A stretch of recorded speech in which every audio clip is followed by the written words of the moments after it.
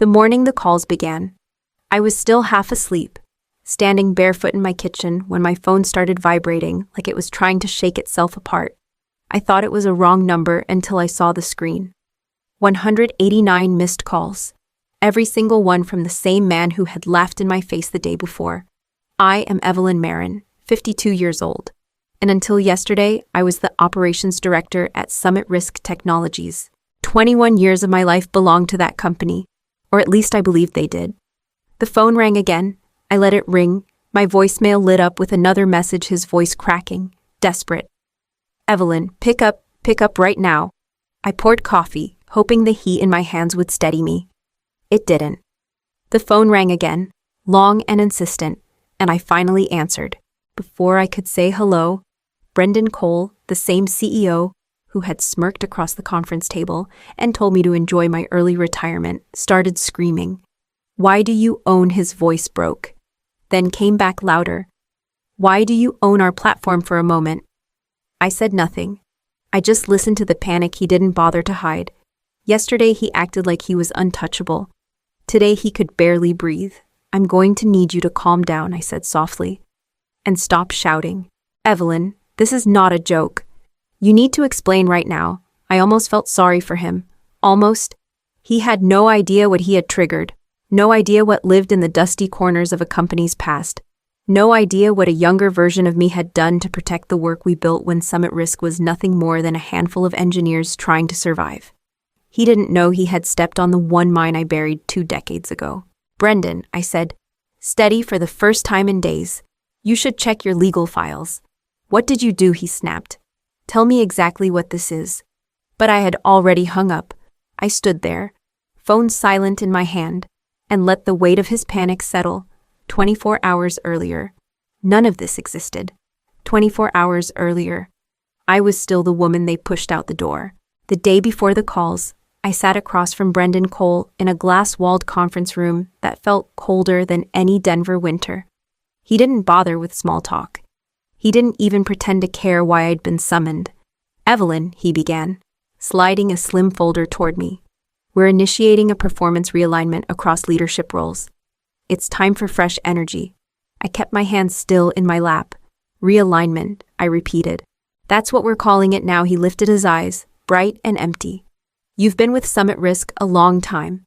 21 years, that's an extraordinary run. He clasped his hands theatrically, but our investors want agility, new blood, a modern profile.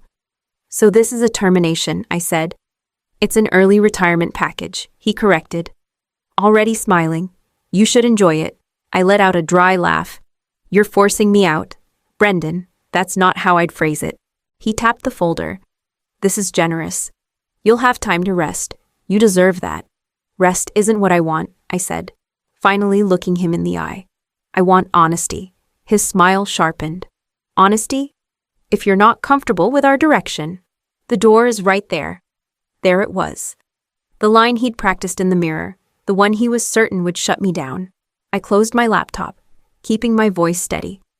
Thank you for the clarity. He stood, extending his hand with a smirk that cut deeper than any insult. Enjoy your early retirement, Evelyn. I shook his hand because dignity was all I had left in that moment. Then I walked out past the junior analysts I mentored, past the engineers who once stayed overnight with me to fix a broken risk engine, past the interns who used to ask me for career advice. No one spoke. Some didn't breathe. Their eyes flicked toward Brendan's office, then back to me, wide and uneasy. I wasn't sure why their faces held fear instead of relief, but that chill in the room followed me all the way to the elevator, pressing against my ribs like a warning I didn't yet understand. I went home that afternoon carrying a silence that felt heavier than the folder Brendan had pushed across the table. I didn't turn on the lights. I didn't take off my coat. I just sat at my dining table, staring at my hands, wondering how a life could be dismissed in a meeting that lasted less than 10 minutes. After a while, I got up and opened the hall closet, looking for, I don't know what. Proof that I had mattered. Maybe my fingers brushed over old notebooks, a box of conference badges, a stack of employee recognition plaques that hadn't meant anything even when they were handed to me. Then I saw at a banker's box I hadn't touched in years, sealed with yellowing tape. Someone had written my name on it in marker during the early SummitRisk days. Back when we were working out of a drafty warehouse in Rhino and pretending we weren't 3 weeks from collapse. I dragged it onto the table. The tape peeled apart with a soft crack. Inside was the messy, frantic, half-built skeleton of a company trying not to choke on debt. Unpaid invoices dated 2007. Printed emails from the founder, Daniel Creek, scrawled with notes in the margins. A napkin sketch of the original Risk engine workflow, back when no one believed it would work. And at the bottom, folded neatly as if placed there on purpose, was a packet of legal documents. I whispered it before I even understood it. No, not this. The top page bore the name Maren Analytics LLC, my name, my signature, a registration date from the crisis era. I felt my pulse hammering in my throat. Daniel's voice came back to me, years younger, trembling with exhaustion. Evelyn, the lawsuits are circling. We need to put the engine somewhere safe for now. Just temporary. We'll transfer it back once the dust settles. I remembered telling him I didn't want that kind of responsibility. He insisted. Harper drafted the papers overnight. We filed them the next morning to keep the creditors from seizing everything we'd built. I held the documents in both hands. No, that can't still be active. But nothing inside that packet suggested otherwise. I spread the papers across my table, my hands shaking as memories I'd boxed away came rushing back. The year was 2007. Investors had abandoned us. Creditors called daily, and Daniel Creek, the founder who built SummitRisk out of sheer stubbornness, paced the warehouse floor like a man watching his house burn down. I remembered the night he cornered me near the server racks. Evelyn, we're out of time, he said, voice raw. If the lawsuits hit before we settle, they'll seize the engine. We need a shelter, something temporary.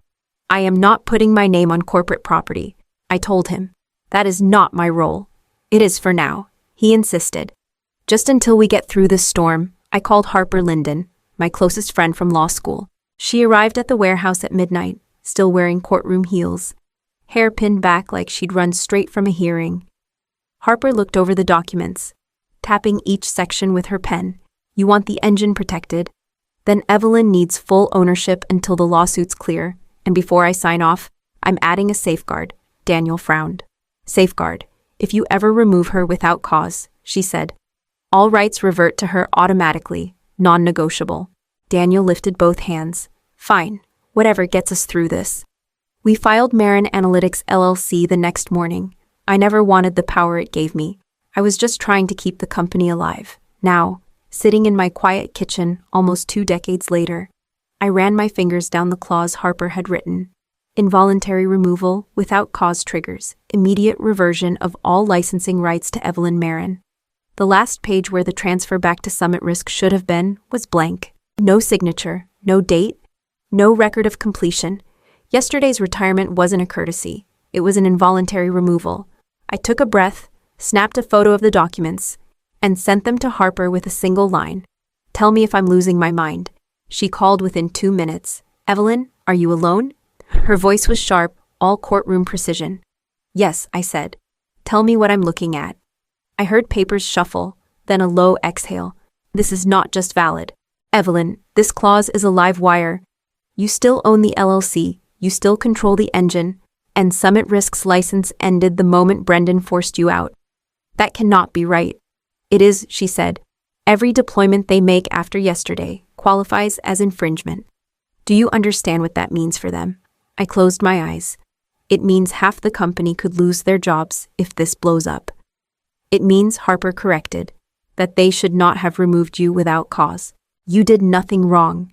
They created this mess, not you. I felt the old loyalty stirring inside me, the instinct to protect the engineers who worked weekends, the analysts who trusted me, the interns who came to me crying after their first mistakes. Harper, I do not want to drag innocent people into a legal firestorm. You are not dragging anyone. You are updating records that should have been updated years ago. If they had done their jobs properly, none of this would be happening. I opened the state filing portal. The fields were familiar business name, owner, confirmation of rights. Everything was already tied to my information. All I had to do was renew the record and attach the original documents. Evelyn, Harper said softly, this is yours. They treated you like you were nothing. You do not owe them silence. My cursor hovered over the final button. One click would change everything. I pressed submit. For a second, nothing happened. Then a confirmation message blinked across the screen. The update was received, somewhere in the city. SummitRisk was still moving forward as if nothing had shifted beneath their feet. At the same time, I was sitting in my kitchen trying to slow my breathing. The legal department at SummitRisk was beginning its morning audit. A junior intern named Preston Howell, barely 21, earnest, always overdressed, typed the registry number for our risk engine into the state database. It was supposed to be a routine check before the Department of the Interior demo. I would learn later how it happened. Marcy, Preston's voice cracked across the quiet legal bullpen. Can you look at this, Marcy Porter? One of the senior paralegals. Wheeled over. What now? Kid Preston swallowed, pointing at the monitor. This cannot be right. Marcy leaned in. Maren Analytics, LLC. Owner Evelyn Maren. Her voice went thin. Where is SummitRisk? That is the problem, Preston whispered. Marcy stood so quickly her chair rolled back. Do not touch anything else. I am calling Greg. Greg Billings, head of legal, arrived with his tie already loosened. What am I looking at? Preston stammered. Sir. The owner of the platform, our platform, it is not us. It is her. Greg pinched the bridge of his nose. God help us. When did this update go through? Timestamp says. Early this morning, Marcy said. Within minutes, executives flooded the legal floor, voices sharp, orders overlapping. Brendan's voice cut through everything. This is a clerical error. Evelyn voluntarily retired. We have the paperwork. Marcy looked him straight in the eye. Then produce it. Brendan opened his mouth, closed it, then snapped. I will get it. But he did not move, because he knew he could not get anything. By the time the sun rose, phones were ringing non-stop. Clients wanted explanations. The board wanted documentation. Someone from a federal agency had already sent an inquiry. And Brendan, who had strutted through the office 24 hours earlier, was now calling me over and over, each voicemail more frantic than the last, while the company he claimed to control was quietly slipping out of his hands. By the time I finally answered, Brendan's breath was shaking through the line. He didn't bother with a greeting. Evelyn, why do you own our platform? Why is your name on the registry? Why? Slow down, I said. You are not helping yourself. Do not talk to me like I am a child, he snapped. Tell me what you did. I did nothing, I replied. Maren Analytics, LLC was created during the 2007 crisis. The transfer back to SummitRisk was never completed, and your decision to remove me without cause activated the protective clause. That clause is ancient, he said. It cannot possibly still apply. It does, I said. Every word of it. You should have read the documents before pushing me out. For a moment, all I heard was the thud of his breath. Then he shifted into a different register, slick, coaxing. Evelyn, listen. You and I can fix this quietly. I can authorize a generous consulting contract. You keep your dignity, and we move forward. No, I said, Vine. His voice hardened. Then understand the consequences. SummitRisk has legal teams that can bury you in filings. You do not want that fight. I am not fighting, I said. I am stating a fact. A notification flashed across my laptop, an email from Harper. She had already sent a formal notice to SummitRisk. Any attempt to demo, deploy, or distribute the platform constitutes intellectual property infringement. I heard Brendan inhale sharply. You involved lawyers. You involved them the moment you tried to pretend I retired voluntarily. This could ruin everything, he whispered. Do you understand that I do? I said. Do you? He did not answer. I could feel the panic rising in him, a tide he could no longer hold back, and he had no idea how much further he was willing to fall. The first call from the board came less than an hour after Harper's notice went out. I let it ring twice before answering. A clipped voice introduced herself. Evelyn, this is Marissa Hale, chair of the SummitRisk board. Brendan has informed us of a discrepancy in ownership. Discrepancy, I repeated. We want to resolve this amicably, she said.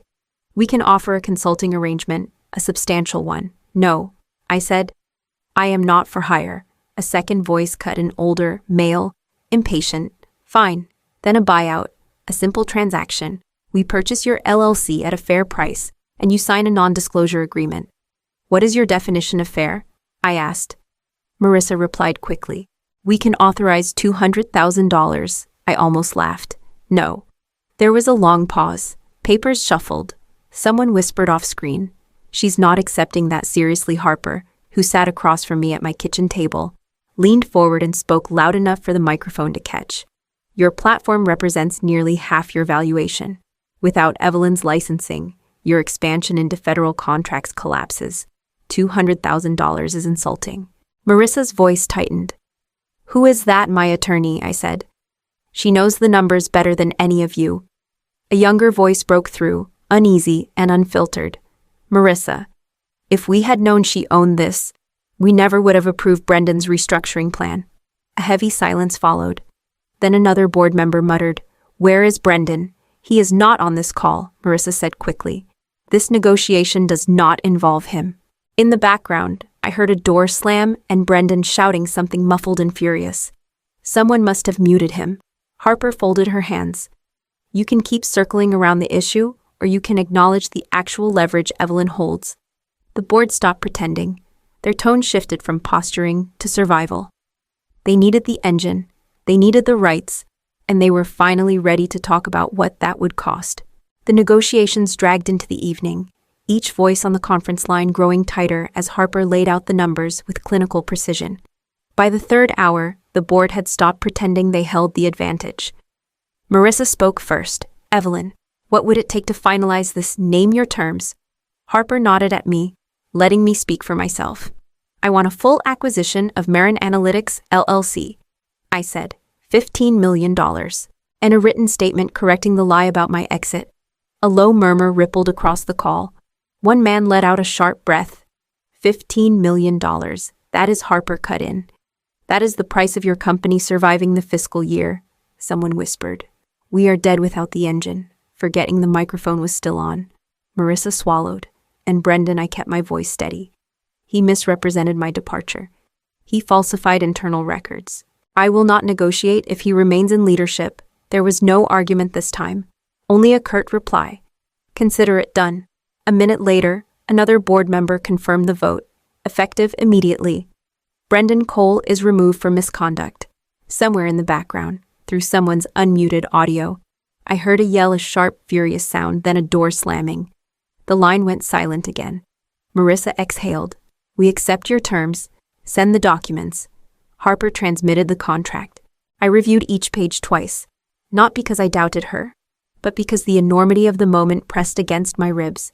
2 decades of being overlooked and overwritten, condensed into a handful of signatures. When I signed, my hand didn't shake. 20 minutes later, my bank sent a notification the wire transfer was complete. I set my phone down and breathed in a way I hadn't in years. No triumph, no gloating, just the quiet recognition that I had reclaimed something far larger than money. I had closed the door they tried to drag me through. Now I had to decide what kind of life I would walk into next. A week after the transfer cleared, I drove to the old warehouse in Rhino where SummitRisk had once lived on stale coffee and unreasonable hope. The building was leased to an art collective now. The loading bay repainted in bright colors. Nothing like the concrete box where Daniel and I sketched ideas on cardboard because we could not afford whiteboards. I stood outside for a moment, hands in my pockets, letting the echoes settle. Long nights, whispered promises, the belief that loyalty meant protection. It all felt like another woman's memories. The version of me who worked here had spent years trying to earn a seat at a table that never intended to make space for her. My phone buzzed. Harper again. You saw the news, she asked. What now? Brendan is under investigation. Falsified disclosures, misreporting licensing status, hiding internal warnings.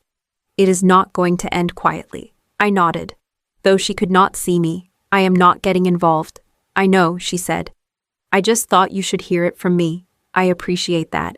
She hesitated. What are you going to do next? I looked at the old warehouse windows, remembering every older engineer who had been nudged out, every colleague who whispered fears about age limits in tech, every silent exit I had watched before my own. I have been thinking, I said, about a program, training, recertification, something for people over 50 who keep being pushed aside. Harper's tone softened. With what funding, $15 million is more than enough to start, I said, and I am not done building. There was a smile in her voice. This suits you, Evelyn, creating something of your own. I ended the call and took one last look at the warehouse before walking away. Behind me, the past dimmed. Ahead of me, there was finally space to breathe. They forced me into retirement, I said quietly, turning toward my car. But what I walked into was not retirement at all. It was the first life I ever chose for myself.